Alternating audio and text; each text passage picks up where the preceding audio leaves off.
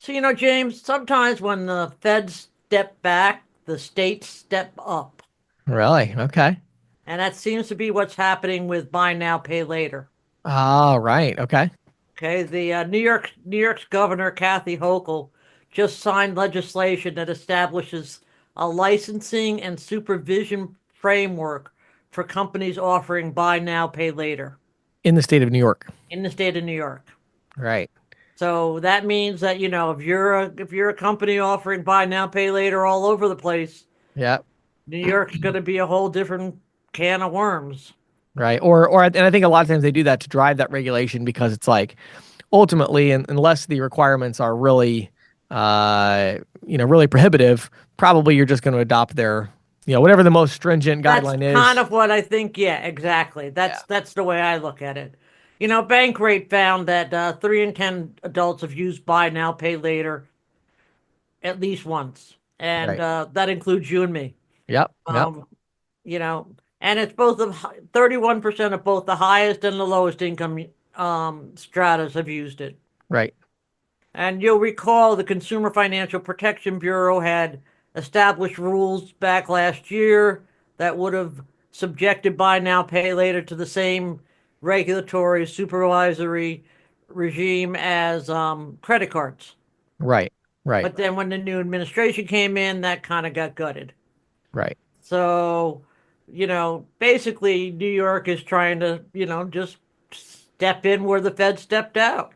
Right. And the states in a press release said that buy now, pay later poses risks to consumers, including overextension, inconsistent credit reporting, data exploitation, and excessive fees. Mm. These concerns highlight the need for stronger oversight in this rapidly growing financial sector. So Mm. basically, I mean, the things aren't really that tough. It's Right. disclosure requirements, dispute resolution standards, Right. Right. limits on all charges and fees, and data privacy protections, Right. Right. which Seems are, seems very reasonable. very reasonable. And I think, Yeah. it would be reasonable it would behoove but buy now, pay later companies to do that anyway, Right. all across the Right. board. Right. They probably didn't need CFPB telling them to do it, but Yeah. that kind of like got the ball rolling, I Yeah, think. I think so too. Okay. Well, that'd be an interesting one. So let's keep an eye on that. I mean, again, that regulation, it always ends up, there's that balance between innovation and regulation. But I think it's like buy now, pay later is really well established. These are mostly very large companies. It's not like we have a bunch of like upstart BNPL companies that are going to struggle because of this regulation. It's, we're talking about Right. Apple and, we're talking about huge companies that are offering these things. Klarna So, and, right. PayPal, all these companies Right. that are used to needing to do consumer protections Right. anyway. They're used to compliance with regulation and all that. So, all right, good stuff. But Okay, so that's our first. I think you have four today. So there's one. What's our second one? okay. Next one. This is comes from a study done by payments.com. Okay.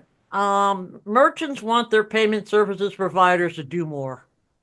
Okay. E-commerce merchants are increasingly pushing for technology upgrades from their PSPs with an eye towards boosting conversion rates.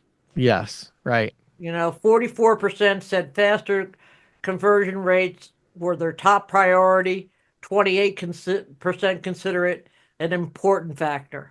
Right. Well, the other thing too, these e-commerce companies, like they don't even, that to me, that's so interesting. I'd love to see what questions they actually ask them because I believe that probably their big issue is the chargebacks and the issues of getting their accounts shut down. Like, Right? it is a huge business right now. I'll have an interview coming on, hopefully here in about a month or so, with a company that I partnered with on the full stack payment side that's going to be helping Shopify merchants because these Shopify merchants, they come in, Patty, and they start out doing, 30,000 a month.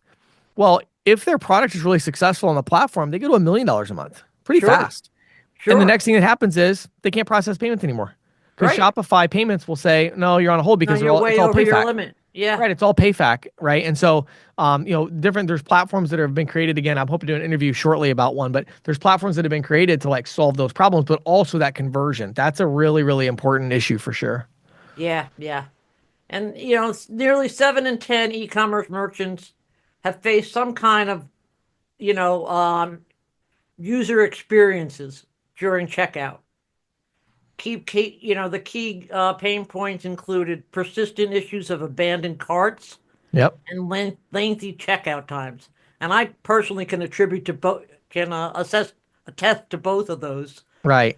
Right. I do most of my shopping online because, I live on Yeah. top of a mountain and I'm too lazy to drive down to the Right. Right. city, Right. Yeah. Um, Better than three-quarters of the merchants reported having asked their PSPs to enable new features specifically aimed at conversion rates. They want one-click solutions. That's their top priority. Yep. Um, which obviously can speed checkouts and enhance the customer experience. Right. Second most frequently requested technology was secure card on file. Yep. Biometric authentication ranked third. Hmm. And then trailing behind these were tokens and network tokens. Right. Which again, I think a lot of that stuff goes together, and it's funny. Like hearing those features doesn't surprise me. It just shows kind No, of a lack of understanding by the e-commerce companies, the e-commerce merchants, right? Because a lot of those things overlap. Really, what they're saying they're is, they're there. They just don't know they're there. That seems to well, me to be the well, problem. maybe. In a lot of cases, they're not. Like it's really interesting, actually. So with e-commerce merchants, a lot of times they actually won't safeguard on file for their customer because it's not a subscription. So a lot of times they'll work with their gateway and they won't even use that part of it. Like you said, it may be there, but they're not using it, or it may not be part of their. Because again, remember, most of them aren't using a gateway directly; they're integrating to a shopping cart solution. So that Right, shopping right. cart may not have that feature enabled, right? But the other one is going to be cart updater. Then comes into the equation, right? Because if I'm going to store it Right, on that's file, important. I need to have it updated, right? But yeah, it's crazy. I talked to a company. I had a consulting call with a company a few days, about a week ago, I guess. And they run, Uh-huh. hundreds of millions of dollars a year. And one of the problems they had was they have like an annual membership, right? Well, they Right. lose like 30% every year when they run it because the cards just decline. The cards have expired, They've right? expired. Or And it's have like, well, changed. and I'm like, well, do you know that there's a thing called a card updater? And they're like, oh my goodness, that would make us an extra $10 million a year, like, so Right? yeah, you have to understand how the industry works a little bit. So, but yeah, Yeah, I think, and that's the thing because, among the majority of the e-commerce merchants that were surveyed, they said their PSPs should be doing a lot more than just processing transactions. right, Well, right. they are, and like you say, they're just not familiar with it. Right. So, Or the technologies that the other thing they don't understand is they don't understand, and it's funny because even the payments industry doesn't seem to understand anymore the difference between where does the software company take responsibility versus the payment provider. Because we have right, this integrated kind of like gray area now, it's like, well, whose problem is this? Well, it could be either, right? It could be that the payment provider you're using in sure, the gateway, maybe they aren't tied into the latest and greatest chargeback management and card updater technology. right. Or maybe they are, but you're using a software platform that doesn't integrate with it. So it's both sides, and that's where it gets tricky is you have to figure out where the problem is too. And that sort of goes to what the bottom line on this study was, which was that the data suggested that merchants see their PSPs as a necessity rather than a strategic value adding partner. Yeah, it's like a necessary And evil. I have to get money into my account, so I have to work with one of these terrible companies.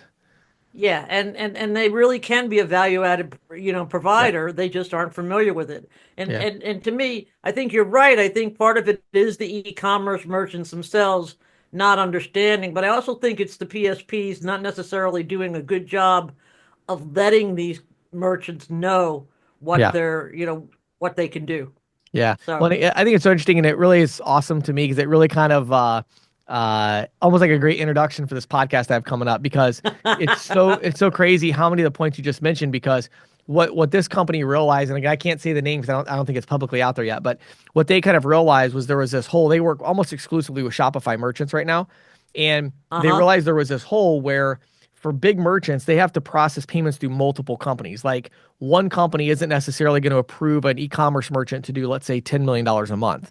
You're going to have merchant Okay. accounts with 5 or 6 companies, and you're going to have to route those transactions to different merchant Wow. accounts to Wow, balance what it. a headache that is. And you have to do chargeback management across Mm-hmm. multiple companies. So you have to centralize chargeback Mm-hmm. management and card updater technology. So they kind of taken all of that and they take that over and they ensure that all of it stays balanced so that if they're starting to get chargebacks on one account, they're going to put more transactions with that account that they do all this checking and like let's put all the good transactions over here for a little while to balance it out. So it's a really really cool Right. platform. So anyway, I'll roll all that out later, but that'll be an interesting That one. that that's really interesting because I was planning hopefully next week to do a report on chargebacks. I just Well, did a there you big go. story on Great. that And then for Green maybe a few Sheet. I weeks think after it's that really I'll be important. and maybe a few weeks after that I'll be ready to do my big event with this e-commerce platform. So Yeah, maybe we'll time it so that yeah, we yeah. have I a like better it. I like it. understanding of it all. All Okay. right, we got two down, two to Okay. go. What's number three here? Next up, another study done by Payments shows that virtual cards are really starting to take off, especially when the benefits are clear. Hmm. In fact, 2 in 5 consumers, they surveyed 2,500 consumers. 2 in 5 said they had used a virtual card in the last 6 months, Wow. and 65% said they expect to use one in the next 12 months. So for those in our The audience survey who was done in February. Yeah, so for those in our audience who maybe aren't as familiar, so a virtual card is not a physical card. It's just it's a card number. It's the card holder data, but without the physical Right, card. When these are most commonly used, especially in a B2B environment, but even for consumers, it can be used for like large one-time purchases. So if I want to have one of our employees go to an event and it's going to cost $10,000 to rent a booth, I'm going to give them a one-time right, virtual card, a one-time use virtual card with a cap of $10,000. They can make that one right. purchase and that card doesn't work anymore. The other one that's my favorite use case, actually, Patty, is at our company. Depending on what we're doing, but we try to have the virtual card set up so each of our large kind of recurring subscription vendors, we have a card that is Uh-huh. used only for them. So if a Yes. card gets compromised and it's like, oh my goodness, this card doesn't work anymore, you're like, okay, I have to update the card and I have to change one vendor. It used to be our card once a year, our card would get compromised or something, and we'd have to change it out. And then we would have to go back and Right. update our card on like 50, 60 vendors. Well, each of Oh, those 50 to geez. 60 has their own virtual card. It automatically updates. Right. So Right. so give everybody a little context. So now you can continue. I just want everybody to kind of get an idea of how those are used. No, that's really because that kind of segues into what I was going to talk about because the data highlights 4 key use cases for virtual cards. Using temporary numbers for online shopping, Okay, yeah, right. You don't want to risk your core card information. right? Automatic payments, which are Yep. basically like your subscription payments, and single purchase, one-time cards. Yep. And then this one surprised me though, merchant-specific virtual store cards. What's that mean?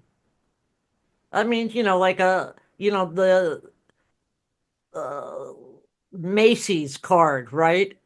Right. A virtual card for for your Macy's card Oh, for okay. for your one-time uses. Like let's say you're buying. I don't know. I'm not a Macy's person. That was just the name that Right, jumped out right, of my right, right. head. But let's say Walmart. That's one Okay. I can relate to. You Right. know, a card just for using. Just for Walmart. Just for purchases. So in other words, purchases. So it kind of goes back to the other one I just said a minute ago, right? So it's like you have the Right. recurring one, but you also could just say, hey, every time we use, Macy's, or every time we purchase things, usually it'd be online because it's virtual, but every time we make a purchase from this vendor online, where we have a card for those purchases, so that again, it's for tracking, right? We want to be able to track it, and we also Right. want better red flags. So it's like if we see a purchase on this card that's not for Walmart, we know that something's fraudulent because this card is only to be used at Walmart. Exactly, exactly. Interesting. And Oh, okay. I think the real thing is the bottom line here is that education. Again, just like the last one, Yeah. education is key. Anybody who wants to take a look at the report, it's called Digital Payments Evolution, Virtual Cards Poised for Takeoff. And that's Okay. available on payments.com. What's our fourth one, Got it? Patty? Okay, this is a short one, but it's an interesting one. Coinbase is poised to become the first crypto company to be added to Standard and Poor's 500. Okay. It's going to replace Discover, which of Wow. course is being acquired by Capital One. Right. To me, this is a really clear reflection of how the exchange in the crypto world itself has become part of the mainstream of payments and the financial sector, especially since the company went public only what 4 years ago in 2021, I think. Right. Right.